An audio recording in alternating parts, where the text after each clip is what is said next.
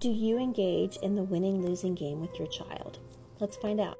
Once when my daughter Flo was 3 years old, she wanted to go on the walk to the shops and not go in her stroller, so I left her stroller at home.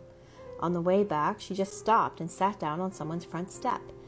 My instinct was to think, oh no, because in my mind, I was more on the future than I was in the present. I was already at home putting away the shopping so that I could relax and rest.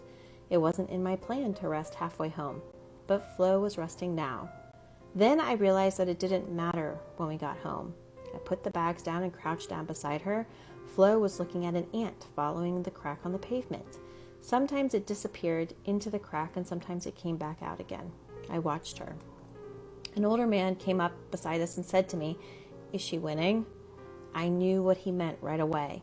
He meant, in the battle of wills between parent and child, was she getting one over on me at my expense? I knew this battle of old. My parents believed in it to the extent that they thought that if any child got too much of what they wanted, whatever it was, it would be bad for them. But you and your child are on the same side. You both want to feel content rather than frustrated. You both want to get along and behave well. The older man just smiled knowingly down on us.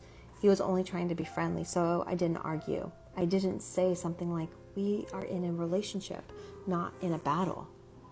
I just said, "Well, we're watching the ant," and smiled back at him. He went on his way and so did the ant, and Flo and I stood up and went on our way too.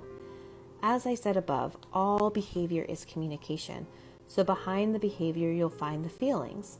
Once you discover the feeling behind any particular behavior and empathize with it, then you can put a feeling into words.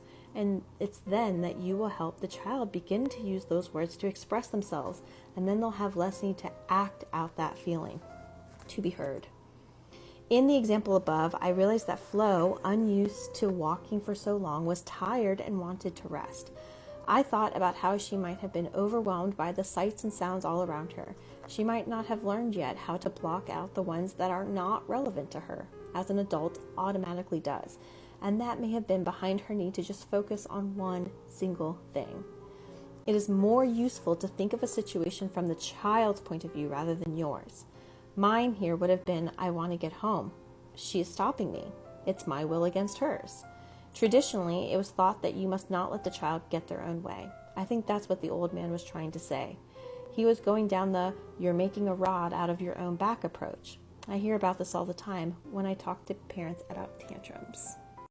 Have you ever thought about what you need in order to behave well? I'm going to reference this book again, and so if you don't know the story about Flo and the ant, I invite you to tap there. Go watch that first so you have context for this video. The qualities we need to behave well.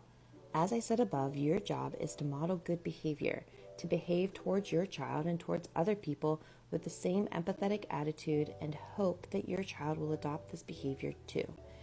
As well as that, there are 4 skills we all need to develop in order to become socialized, to behave conveniently. These are being able to tolerate frustration, flexibility, problem-solving skills, the ability to see and feel things from other people's point of view. To put these into context, I managed to tolerate my frustration when Flo wanted to sit down on the step on the way back from the shops when I wanted to get home. I was flexible because I changed my expectation about the speed of the progress we would make on our way back home. I solved the problem of Flo needing a rest by allowing her to have one, and I used my ability to see how wanting to stop might feel from Flo's perspective. And indeed, I managed to see the situation from the old man's point of view as well. Thus, I managed to behave conveniently for all of us. Some children naturally pick up these 4 skills of socialized behavior because they automatically mimic those around them. But children can vary enormously at what age they reach any of these milestones. Some children can read before they are 3. I could not read with any fluency until I was 9. Some can run about before they are 1, and others still prefer to crawl at 18 months. And just as physical skills are learned at differing ages, children develop each of their behavioral skills at different times to their peers too. I often hear parents say that their child is driving them mad, which translates to, I cannot stop my child from screaming, crying, whining, demanding, or whatever behavior is pushing their buttons. I believe when children behave in a way that you find inconvenient, it cannot be considered a choice in the way that an adult makes a choice. Children want to be loved by you. They want to connect. They want to be friends. Sometimes they want your attention so bad that getting negative attention from you is better than getting no attention at all.